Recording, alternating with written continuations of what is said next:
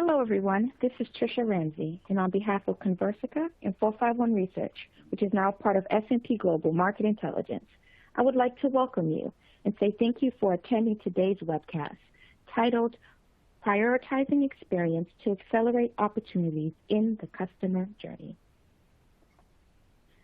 Just a few quick housekeeping items before we get started.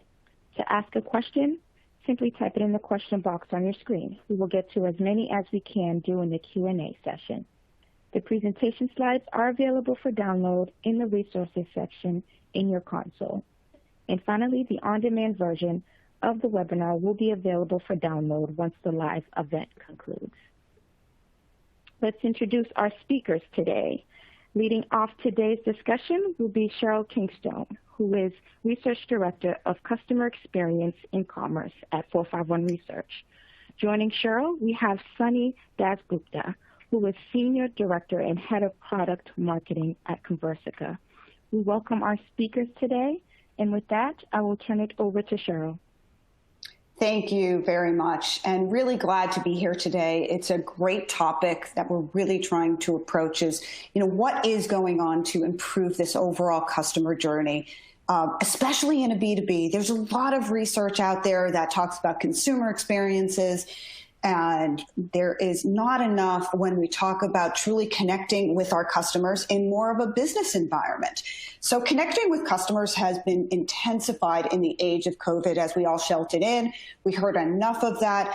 But the fact that we're really trying to still connect in a digital world is not going to go away.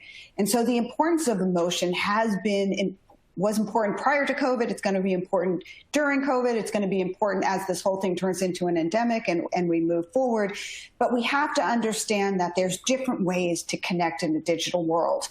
And the most important aspect of this is all about that experience. And it's not the products. It's not really the price. That is the battleground. What is the battleground is the experience itself. And that digital experience is going to be essential as we try to connect with our existing customers and our new customers. And so businesses are really making that emotion the currency of where they're driving a lot of technology investments. And so as we strive to drive spending and harness that power of that connection, it's changing the way that we're interacting with our customers. And it's changed the economic impact. We're doing a lot more with less. We're short-staffed. A lot of businesses are still trying to understand how they're going to improve and retain their customers while we're also short-staffed. We're dealing with increasing the prices, not only within our own organization, but what we have to pay. That's changing a lot of the economics and the environment out there. So this is where we're looking to new technologies that's changing and accelerating the adoption so that we can really engage with our customers. We can essentially pivot towards these digital experiences, and we have to rise to the pressure of delivering more of this consistent experience across the customer journey. That's happening in all industries and all of the differences, whether it's a B2B and of course B2C, but it's all about the data a lot of times. And data can play a pivotal role in optimizing these customer experiences. And we've talked a lot about that, but it's also about the execution. And so what are we doing to make sure that we're going to execute in this digital world? And so when we look at digital transformation in context, one of the things I really take a look at is the whole data-driven economy and the digitization of the customer journey. And it's really essential to make sure that we're adopting new technologies that's going to help execute on process automation, on more intelligence so that we can scale our experiences and that we're also able to lower costs. And so the pressure to deliver these is where we're starting to see the moment of conversion and then the moment of success across that customer journey. And when we do talk about the importance of the overall customer experience and improving it, nothing hits more home than when we hit a stat like this. And some of our recent survey talks about the rising pressures of B2B. And there's a lot of information out there about consumers willing to or not willing to shop again or not willing to do business. But this was specifically asking business people. Are they willing to stop doing business with a vendor because of a poor customer experience? And not surprisingly, 80% of businesses are feeling this pressure. So what are we doing to rise to the occasion? How are we addressing more of what I would say this consumerization of the enterprise so that we're giving all our employees the right tools at the right time, the right information at the right time? But how are we augmenting them to make sure that they're truly efficient to deal in the world of pressure to meet these customers? And that's where differentiation comes. And so when we do talk about the role of digital transformation and where it's going, I do want to see and show that it's changed. It's an evolution. At 451 Research, we've tracked digital transformation for almost a decade. And so one of the things that I wanted to point out here is in 2016, businesses didn't have these formal strategies. And the way you look at this is if you've had a formal strategy in 2016, it was around 29%, so roughly a third. Then you've got businesses that were considering it, but they had no formal plans, or were in the planning stages, and they are really trying to formalize, or they just had no strategy whatsoever. And so when we group those, you can see that the ones that have formal strategies are what we call digitally driven organizations. And they are more early adopters of technologies and also have formal strategies. Digitally delayed is everybody else. They don't have formal strategies. They're really in the planning stages, or they're considering it, or they're absolutely no clue. And over the years, formal strategies have increased. So we've gone from 29% to 54%. But digitally driven organizations have remained still the elite group that we can start comparing ourselves, because when we see digitally driven organizations, they're adopting new technologies across the customer experience. They're expanding capabilities using things like machine learning, new digital platforms. And the digitally delayed are much more pragmatic and skeptical. And we can then analyze that, and we can see differences in the data. So while companies have improved their formal strategies, they still might be a little bit more delayed in their overall investments of technology. And why this is really important is because when we take a look at digitally driven versus digitally delayed across a variety of different areas, you can see some major differentiation here. And so when we do look at this, take a look at things like the overall IT budget. So the shift of IT budget for digitally driven organizations is substantially more. It's 52% versus 35%. So their overall budget allocation towards digital transformation is a greater proportion of their overall IT budget. That's actually a significant shift in order to make sure that you're looking at more strategic applications. But what is even more important is we saw the acceleration of this, so that businesses that were embracing digital transformation prior to the pandemic were actually at an advantage to pivot, to make sure that they're able to still connect with organizations, and they were able to move forward, and the digitally driven ones were a little bit further behind. And nothing hits more than the center. So when they're spending more on digital transformation due to COVID, there's an 11-point gap there. They're also embracing new customer experience technologies. There's a big gap there, 20-point gap between digitally driven and digitally delayed. And that's really going to affect their ability to ensure that they can innovate at a high level. And that's where you see the significant difference, because digitally driven organizations really see themselves as accelerating their innovation as compared to ones that are digitally delayed. And that really did have a shift in COVID. And Sonny, you've seen some of this change over the past year and a half as we've really tried to shift some of these use cases and address the digital experiences within the COVID situation. Yes, definitely have. It's just, I think as you said, COVID created a tremendous amount of economic uncertainty. And but at the same time, what's interesting to see is that even during the COVID crisis, you see the stock market is at an all-time high. Dow Jones Industrial Average is doing well. NASDAQ, S&P 500 are all pretty much, doing great. You saw Airbnb, Snowflake, DoorDash went public during this time. You saw Salesforce.com bought Slack for $28 billion. NVIDIA acquired ARM for $40 billion. So yes, there is definitely economic uncertainty, but it's not all doom and gloom. And one of the key things that we are seeing here, Sheryl, is that money is available for the right kind of investment. And the key is that you have to justify return on investment before you can get access to that capital. So now think about it. Where are you going to get the best return on investment? Like, what's your lowest hanging fruit? Of course, it's your existing customers.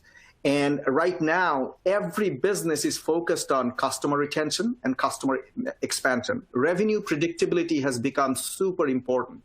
Why is that? Because, it's 8 to 10x more expensive to find a new customer than to keep and grow an existing one. Because acquiring a new customer is expensive revenue, but retaining and expanding an existing customer is considered lean revenue. So I was looking at some of the numbers, and in this research, they were talking about how to acquire $100 of revenue from selling to a new customer is going to cost you actually $110 in the first year, because you have to pay for sales salary, you have to pay for sales commission, marketing expense, overhead, all of this stuff, right? The bottom line is that you end up having a net loss in year one. But in year two, if you can retain the customer, now 85% of that revenue is pure profit. So as a result, customer success and post-sell activities, it has become key to retaining and growing your customer. And customer success, as we see, are becoming a profit center for your business. And it has become a very important part of success for an organization during this time of crisis. Absolutely. And guess what, Sonny? You're absolutely right? Because when we do look at the top business objectives, especially within a B2B, the way to look at this is that it is all about growing revenue by selling to more of your existing customers. Absolutely, exactly as Sonny said. And so from there, what's number two? Well, number two is improving customer experience and customer service or retention. That's fantastic. What's number three? Reducing customer service costs. All top three are all about customer success and understanding where we're going. Then you get into the customer acquisition. Then you get into some other areas. But what's really interesting is when you also look at the differences between digitally driven and digitally delayed. Well, that's where we're seeing the difference of some new metrics. And so when we look at things like NPS and customer satisfaction and all these new metrics to understand the loyalty effect and building brand advocates, that's really important. And we got to continue it. But we're also starting to move beyond some of these metrics to other metrics that are really going to start measuring, again, customer success and customer retention also. And some of these are looking at some new metrics that you actually wanted to bring and discuss, Sonny, as it relates to more forward-link thinking versus rear thinking metrics. Yeah, absolutely, Sheryl. Like, as you mentioned, today, customers have all the power. Everything is at their disposal to make an informed decision. So from a business perspective, when you think about it, when you step back and think about it, right, a new customer is really a one-time customer, because as soon as the customer buys for the second time, they are an existing customer and not a new customer anymore. So if I ask, should you only focus on one-time buyers to build your business? Of course, it's a rhetorical question. And the answer is nobody in their right mind would say yes, right? That'd be craziness. To build your business on your existing customer base, you have to drive customer advocacy. You have to focus on customer health and, of course, then retention and expansion. And to that end, you have to, as you mentioned, Sheryl, you have to also look at the right metrics. Today, we see most companies are looking at annual NPS scores, churn rates, etc., to understand, their customer engagement and how things are going. And these metrics are important, don't get me wrong, but they are also, in most cases, they are lagging indicators. And a lagging indicator generally tells you what has already happened, but does not give you the ability to fix it proactively. So it's also important, along with those indicators, right, NPS scores, churn rates, it's also important to look at the leading indicators, for example, how your product usage, your ongoing health check, and some of these leading indicators. And I think gradually we are seeing organizations are focusing on both the leading and lagging indicators to better understand customers. Absolutely. And so as it relates to digital transformation, that's really when we take a look at the top objectives B2B leaders are prioritizing, especially ones that are digitally driven, customer experience, but also managing this data growth. So digitally driven organizations, you can see huge difference in prioritization there as it relates to customer experience improvements, and we're going to go over ways that they're accomplishing a lot of that. They're also really capitalizing on the volume of data growth because that's going to drive insight, that's going to drive process efficiencies, that's going to drive more ways that we reach out to the customer. And when we do look at things like reducing cost through operational efficiencies, it's great that is number 3 for the digitally driven. But as you can see, reducing costs for operational efficiencies is number 2 for digitally delayed. And the problem there is it's a delicate balance. I understand that. We have to understand how to reduce costs. But if we do it from the detriment of an inside-out perspective, we're never going to actually really focus on what the customer needs, reducing customer friction points, engaging more effectively with the customer, getting the information that they need, getting the information to the agents that they need, to the sales reps that they need. And that's why the top 2 are so important, because that's where you're going to get your competitive differentiation. And so it really is all about using digital transformation to respond to the pace of change. And so the one thing that hasn't changed and only escalated is that businesses really need to respond. And the way they're responding is through new data, through technology investments, through process change that can ensure, as we said earlier, that they rise to meet these changing customer expectations. But they're doing it in a very different approach depending on where you are, whether you're digitally driven or digitally delayed. And so since the market is still formulating a lot of these digital transformation plans, many businesses still have a long way to go to ensure the vision is going to meet their reality. And while COVID-19 did give us a specific reason to start, as you saw some acceleration of all these projects, finally, we're hoping to see that, other businesses will create this business case and really wake up, especially as we need to deliver improvements across the customer journey. And so it will be an inflection point for the market to potentially reshuffle that proverbial deck and implement new technologies that are going to be an improvement around processes, around data, around technology that's going to provide more of a seamless customer journey that can create and drive these stickier relationships so that we can rise to the deck and businesses can simultaneously secure loyalty, improve revenue, and also reduce those costs. And a lot of the costs that we're trying to do with these technology investments are really all about automation and reducing these manual processes. And so, yes, we still have a good 21% or a quarter of businesses are still highly manual. That's not great. So when we're talking about being short-staffed, we're talking about having too much legacy applications out there. We have multiple different applications that are driving insight, and we have a highly manual world. That's really something that we have to address. And there's lots of different ways to improve process automation. And some businesses are still mostly manual, but they're starting to automate some of those processes, whether it be more back end, whether it be through some new CRM technologies or digital technologies.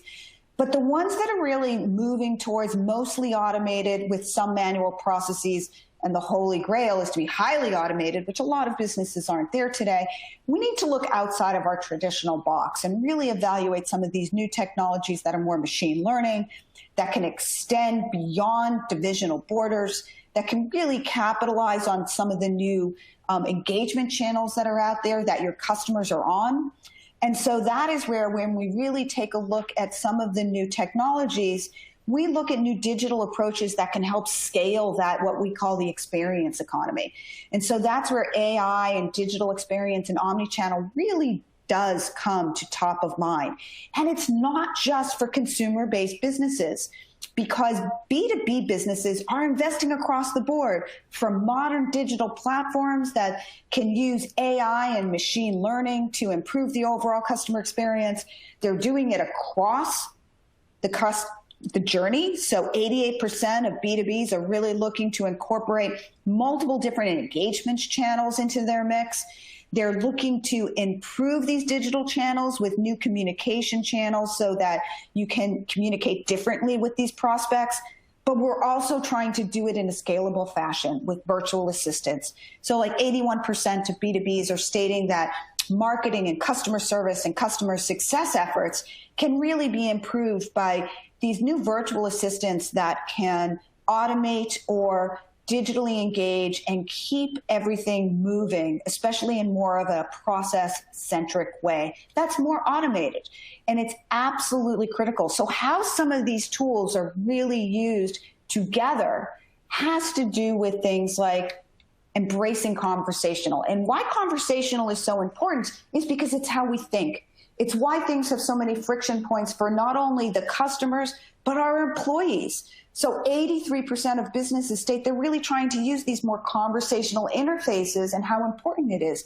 And they're doing it across the customer journey. They're doing it to make sure that we're improving sales and sales effectiveness, that we're using these conversational interfaces to augment the workforce, whether it be to attract leads, whether it be to understand when is the right time to convert some of these prospects, but also augmenting the workforce to retain and grow. Because as you heard at the beginning of the presentation here, it really is all about growing revenue from your existing customers. So bringing sales and marketing and customer success together and a scalable approach is really what some of these new technologies are all about. And then layering on more of a conversational interface is what's absolutely essential and what's changed over the last couple of years to really make sure we're able to augment that person, that interaction. And it's a lot more than your traditional chatbot. And what I mean by this is, let's take a look at where businesses are as it relates to what I would say these conversational interfaces and using more technology to augment the workforce across the customer journey. And that's when we have this a little bit of an understanding of where this is playing out. You know, level one was really more about those chatbots. We've all had that experience. We go online, they ask you a question, they go where you are, and then they say, come again, don't understand. Let me escalate up to a multimodal situation, because they can't really operate in an intelligent fashion. While they've been improved from a conversational standpoint, they're great really when it comes to scaling only very simple tasks. So the quality of the interaction is usually simple one-way, sometimes two-way Q&A, and it works out really well. But it's a very niche type of application, and it does help scale to a point. And it has limited integration with the rest of the organization in an enterprise. And sometimes it has some machine learning, but a lot of times it really doesn't. It's great for things like notifications or routing or FAQs. And a lot of times it's also very good for marketing and some low-level customer service. But as you map the spectrum, this is where you want to go and look at more of the quality of the interactions, the conversational intelligence, the use of machine learning and robotic process automation and self-service learning, so that you really can scale your workforce and augment that customer engagement with both historical information and contextual information at point in time, especially as you're talking about retaining and growing your customers. Because the last thing you want to do is frustrate your existing customers with something that's not intelligent and that's not in context. And Sonny, I'm sure you can agree with me the differences between using conversational interfaces when you're retaining your customer and really engaging with your customer, whether it's to sell them something more or whether it's to solve some of their problems. You really need more of an intelligent conversational interface to make that happen. Yeah, absolutely. Absolutely. And so, Sheryl, I love some of the data and outside-in perspective you shared with us. Here is the, we are also looking at some of the recent research findings, and also through validations with our customers. Here are some of the interesting stats that I wanted to share with you all. Then we can understand where the problem is coming from and what do we need to do to solve the problem, right? So on an average, we see a customer success manager manages over 50 customer accounts. An average customer success rep is responsible for managing over $2 million in ARR. Needless to say that when you are managing over 50 accounts and over $2 million in ARR, you're trying to do too much with too few resources. What this means is that you are not able to give every customer the same level of attention. And as a result, customer experience is going to suffer. And we also see that a lack of customer engagement, according to our research, is the #1 reason why customers leave a brand. And it only takes a single bad experience. 66% of customers leave a brand after a single bad experience. So if we dig a little deeper and understand some of the root causes behind the numbers that we looked at in the previous slide, look, where the problem begins is that for each customer success manager, there is about 30 to 50 customers they are managing. This is what makes it practically impossible for them to scale in any capacity.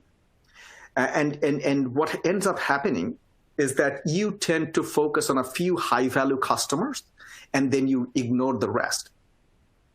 And in addition to that, customer success is a business where there is a high employee turnover, and it requires a certain level of skill or experience to be successful.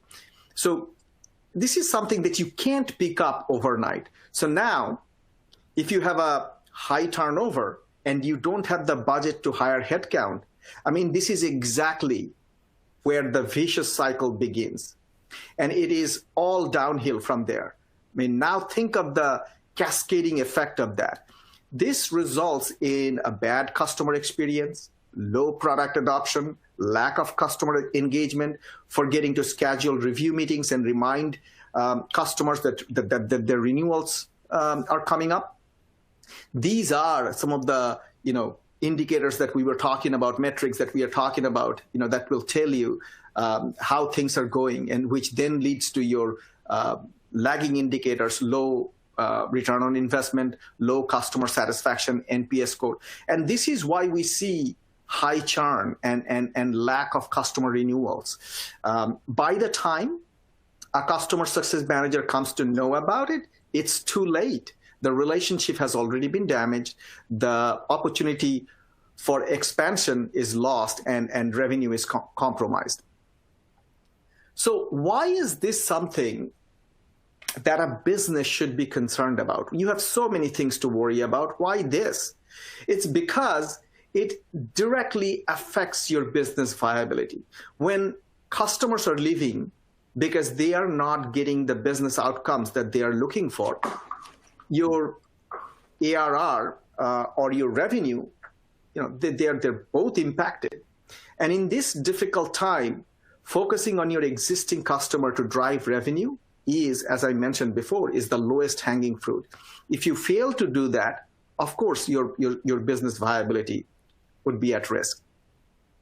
So as a customer success team, right? If you are managing a customer success team, what do you need to do to actually get ahead of your accounts renewal and expansion opportunities? So when we were talking about the challenges, we talked about how it all started with customer success manager to customer and ARR ratios, which caused the capacity issue for the customer success management organization, which then caused the scale and efficiency challenges. So that's the first thing we have to solve in order to make sure that we have the right flywheel effect. We have to make sure that customer success managers are not focused on doing administrivia and busy work, but focused on where they can be the most, where they can add the most amount of value.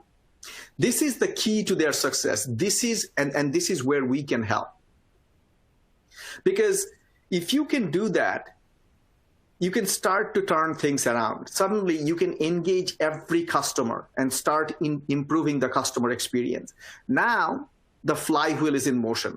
Now, your customers are not at risk, and they are engaged. As a result, your retention and expansion targets are secure. You are asking customers for referrals, and you're looking for cross-sell, upsell opportunities. This is how we see the customer success teams that we are helping today are turning things around. And at the center of this is of that flywheel that I talked about is a Conversica AI assistant for customer success. So at this point, I should talk a little bit about what is a Conversica AI assistant. They are your AI-powered, SaaS-based software applications that would serve as a virtual team member and will autonomously engage contacts, prospects, customers, partners in a human-like two-way interactions. And they would do that at scale, and they would drive towards the next best action that is needed to accelerate revenue. Whether that means supporting customer onboarding, scheduling review meetings, gauging customer interest to buy additional products or services, or politely and yet persistently reminding your customers about an upcoming renewal, right? So here we have Stephanie Seymour. This is your CI or customer success AI assistant that we used. Some of our customers are using. Her goal is to help you win customers. She's really prompt. She can engage with customers very, very promptly within minutes. She is persistent, as you know. Engaging with customers requires more than one touch. So she's absolutely persistent. And the communication she's having with each customer is highly personalized. So she's really having a one-on-one interaction with customer. And she performs at a rate that, of course, we humans can't, because she works 24/7. She never has a bad day. She never calls in sick. So these are some of the ways conversational AI is helping the customer success team. So if we look at what are some of the different things a customer success manager does on a regular basis, and how the customer success AI assistant can support the customer success management organization, you have a chart here that kind of gives you, what a CSM is responsible for. So once the deal is signed, once sales has closed the deal, and you have a new customer at hand, you are focused on customer onboarding. The customer success AI assistant has the right capabilities or skills to help you with that, to ensure that a new customer is completing onboarding, registration, and training. Then you want to make sure that they are driving, that you are driving customer health. And there is a skill with 12 conversations to help with that, starting from scheduling reviews to product adoption to account transition. Everything is covered here. At this point, one of two things would happen. Either the customer has adopted the solutions and things are going really well. And let's say if that's the case, it would be great to ask for customer referrals and customer feedback. Again, we have skills for that to cover both the use cases. But let's say if the customer if the customer has successfully adopted the solution and everything is going according to plan, the renewal of the customer should be in order.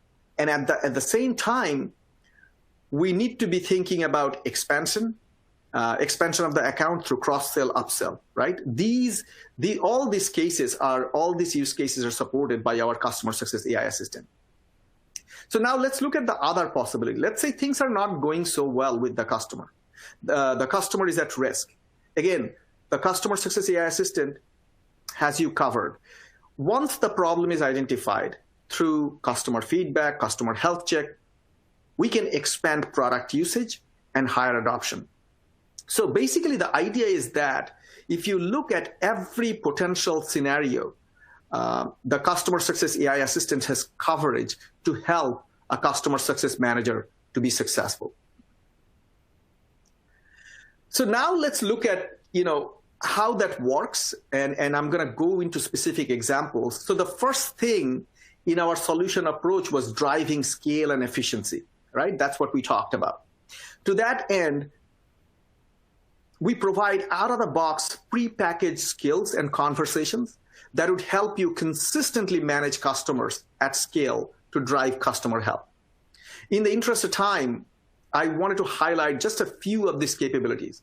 For example, scheduling a review meeting with your customer, right? This is something every customer success manager must do with each of their customers. However, due to the volume, most customer success managers struggle with setting up a performance review meeting. And even when you reach out to a customer, right, as we all know, customers don't always reply back the very first time you send an email. It takes an average of 7 back and forth before the review meeting is actually set up. And this takes tremendous amount of time when you are doing it for, let's say, 30 to 50 customers. I mean, this is where things tend to fall through the cracks.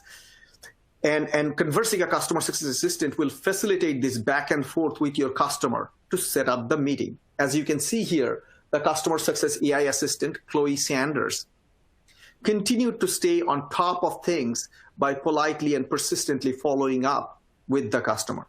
And this is just one example. As you can see, that there are many other things such as onboarding outreach, product feedback request, online referral request are some of the things that a customer success manager would do on a daily basis, which take up a massive amount of time for a customer success manager. So as a virtual team member, the customer success AI assistant can engage in a two-way interaction to help you scale and make sure that you are always engaged with your customer. Now, once you have achieved scale, let's focus on how we could help you improve customer experience. So the customer success AI assistant can help you expand product adoption and utilization. It can also help collecting feedback, requesting online reviews, and following up on your NPS, Net Promoter Score. So in this example, we are going to look at how an AI assistant can reach out to your customers with a new product announcement. So as you can see to your right, the AI assistant is trying to set up a call with the customer to walk her through a new product suite.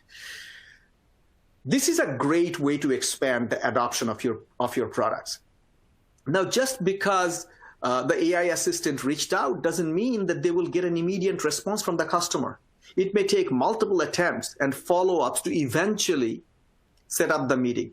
And it's practically impossible to do this manually and do it at scale for every customer with promptness and with personalization. And this is how you engage your customer in a regular cadence and improve customer experience that Sheryl was talking about. And once you improve customer experience, it will definitely have a positive impact on your customer retention and advocacy. So the customer success AI assistant can reduce your churn risk by helping you with the renewal process. It can also proactively reach out to the customers, looking for opportunities to both cross and upsell. In this example to your right, the customer success AI assistant is reaching out to the customer, inquiring about an upsell opportunity. But if you look at the language she's using, you will see how tactful and how sensible that language is. And yet she's always driving towards a very clear goal.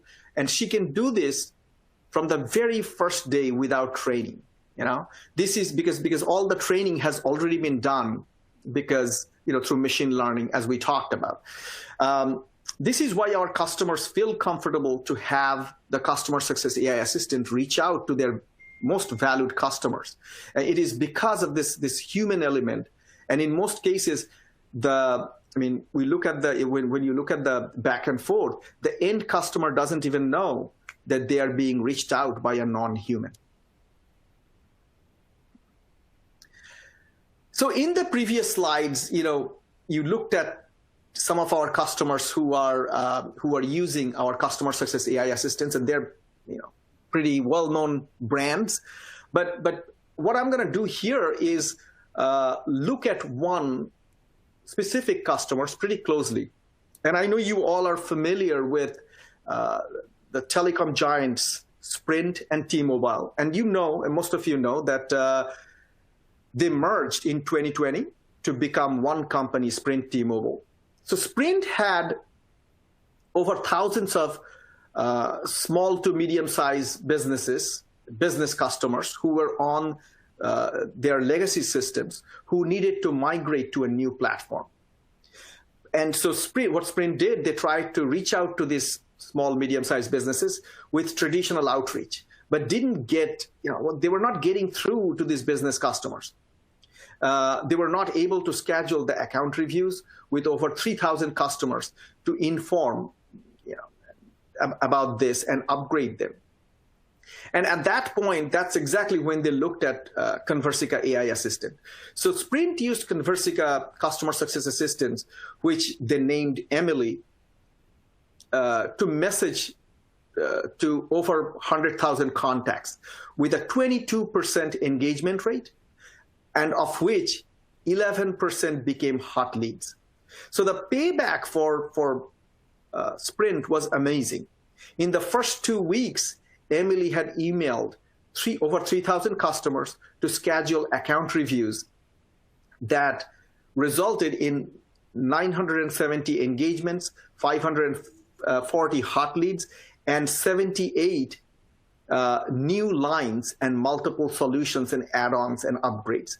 I mean, this numbers, like the results that they were getting, totally blew them away. The customer success assistant generated at least 915,000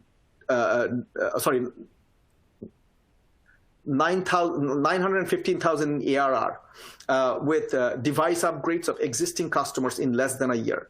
And this doesn't include additional lines or services like geo-tracking, security upsells. They didn't track those. So from an efficiency gain perspective, additional 28,000 hours of workforce productivity, saving close to 800,000 of labor costs over 15 months. The data quality impact was tremendous. Over close to 15,000 new phone numbers were updated, 167 identified as no longer at the company, the contacts that they had in the system, and 50 new contacts were identified and verified. So overall, a great success story, but this is really one of many. But if you're still doubtful and wondering if this customer success AI assistants, can really do the job, you must know that our customer success team within Conversica uses them internally with our customers. And so here is an example. You're looking at an example of Conversica customer success team using this customer success AI assistant with our customers. So here, our customer success AI assistant, Chloe Sanders, has been reaching out to customers to schedule business review meetings. Chloe what she does, she identifies customers with low usage who are not using the solution effectively, and as a result, need to improve their usage. So in this example, as you can see, Chloe is reaching out to the customer contact here. His name is Sean. Chloe introduces herself and politely asking to schedule a performance review meeting. She's also setting expectation by saying that it will take about 20 to 30 minutes, for this to happen. As the objective she's also setting the objective for the meeting. She's stating that we'll talk about how to improve your performance and share about new and upcoming product features. So this is exactly what you would expect a customer success manager to do, except they're so inundated with volumes of customers that they need to manage. It's impossible for them to reach out to every customer individually. And often it takes more than one interactions, as I was talking about, to set up these meetings, as you can see in this case. So Chloe has an average of over 60% open rate and over 30% engagement rate. This is why Chloe is so successful. But on the lighter side, no success comes without consequences. And it's funny that actually Chloe is so successful that some of our customer success managers are pretty upset that Chloe is getting faster response from their customers while they are not. So that's pretty funny for us to notice that how this customer success managers take it personally, saying, why is Chloe getting all these responses and the customers that we talk to are not replying back to us. So here is another example of our customer success AI assistant. Her name is Mia Wallace. Mia's focus is reaching out to customers who are up for renewal at least 4 months in advance to alert them about their opt-out date and to encourage them for a renewal meeting with their customer success manager. So Mia allows us to be 100% transparent with our customers, proactive, and helps us cover all our bases for renewals. So Mia has a 71% open rate, indicating that our contacts are opening her emails and being notified of the renewals and opt-out date. Mia has over 40% engagement rate. She has helped us schedule over 250 renewal discussions and or confirm the renewal in writing. So in this example, what you're looking at is Mia is reached out to Yehuda, who is one of our customers. She says that we have recently reviewed our records, noticed that your subscription would renew soon unless we receive a written notification from you otherwise. I want to reach out to review all that we have accomplished together and then make plans for the future. And as you can see here, Yehuda responded with a yes, let's proceed, which then Mia promptly replied with, great, can you confirm with your best phone number and we'll get in touch with your customer success manager, right? We'll get you in touch with your customer success manager. So here's another example of how we are using within Conversica, the customer success AI assistant for renewal and expansion, but most importantly, to deliver a better customer experience. So let me close with some of the business outcomes that we see customer success AI assistant delivers. Number one is higher scale and efficiency. This is the biggest problem that as I was talking about that we needed to solve for the customer success management team. With our AI assistants, suddenly the customer success manager to customer ratio is significantly increased, right? So you now, the customer success management team is not spending time doing administrative trivia and busy work. And this will also allow you to hire quality customer success reps and retain them for longer. As I mentioned, that the customer success organization is strapped for budget. They don't have the money for additional headcount. They don't have the time to reach out to this mid to low priority customers, reminding them of our renewals. But now, with Customer Success AI Assistant, you have consistent communication, proper level of engagement, which reduces risk and cost. And now you can cross-sell, upsell, you can lower your churn rate, and that would help you with increasing revenue and increasing your retention targets. And it is because of these business outcomes that our customers who are using the Customer Success AI Assistant, when we talk to them, you just see how super excited they are. So that's pretty much what I wanted to cover. Both Sheryl and I wanted to take a moment to thank you for joining the session today. And at this point, if we could open it up for Q&A, that would be awesome. All right. Thank you, Sonny. And as a reminder, if you have a question, you can type it on the question box on your screen. Looks like we have a few already, so let's get started. So the first question, we have a CRM system and marketing tools. What's the difference with this approach? They're very different approaches. So a CRM system is great for creating that profile, understanding information. It's very operational about your customer. Marketing tools have more campaign management. They're going to do email marketing, for example. They're going to do SMS marketing. What this is all about is, while you might think CRM is great because we're talking about customer success, it's very different. We're talking about more of an augmented workforce that would leverage information in your CRM system, that could leverage information in your marketing technologies, and then applying dedicated conversational technologies that overlay a lot of what you already have in those existing systems. And so it augments more than replaces. Sonny, you have anything to add there, you think, trying to just clarify again the difference between what you're trying to bring to the table for customer success teams that really is different than what they're using today? Yeah, absolutely. I mean, look, the CRM system or marketing automation platforms, they're really, really, really important. And these are like your systems of record in a sense. You have the customer data there. And what Conversica is doing, they're leveraging those systems to get the data and reach out to the customer in a personalized engagement, one-on-one communication, right? So we think of ourselves as a system of engagement as opposed to the system of record. For example, a marketing automation platform, if you think about it, once the marketing automation platform reaches out to a group of customer, first of all, the emails are not personalized. They're not one-on-one emails. But let's say once they reach out and the customer replies back, there's nothing the marketing automation platform can do. But with this AI assistant, what we see is there is this. First of all, it's highly personalized. They're reaching out based on, customer data, customer intention, knowing the customer specific scenario where they are in their buying journey.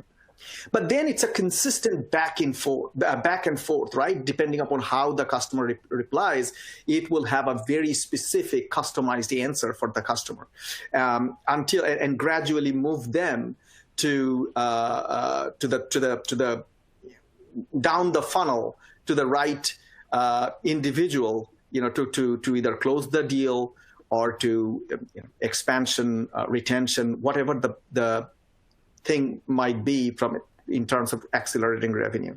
So big difference. I believe we complement each other, but we work in a complementary capacity. So I think that's how I think about CRM marketing automation platform and this Conversica AI assistants.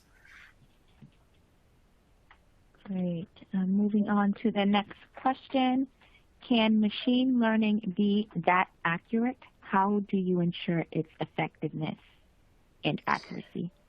It can. Improvements in machine learning and AI have had tremendous gains over the past year, and accuracy can be off the charts depending on how you're training it, depending on the vendor. I mean, now not all are as accurate as others, so that's where you really have to look at differentiation and how it's being applied. What's the success rate by other customers? What are the use cases that it's perfect for?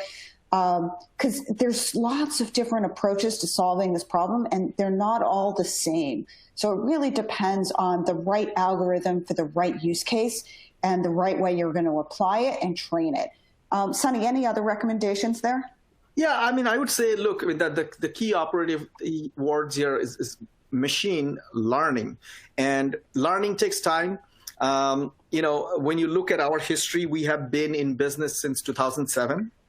We have been doing this for a long time. Excuse me. And through this back and forth over a period of time, Conversica AI assistants are constantly learning. Okay.